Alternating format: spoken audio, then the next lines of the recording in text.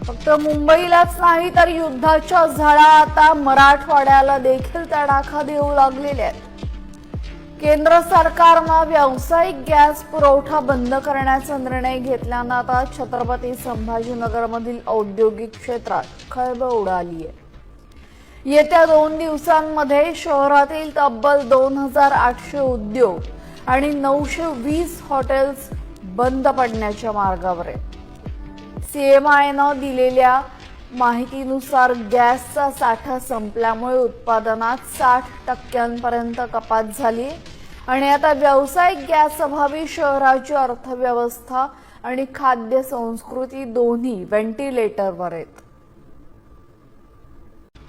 फक्त मुंबईलाच नाही तर युद्धाच्या झळा आता मराठवाड्याला देखील तडाखा देऊ लागलेल्या आहेत।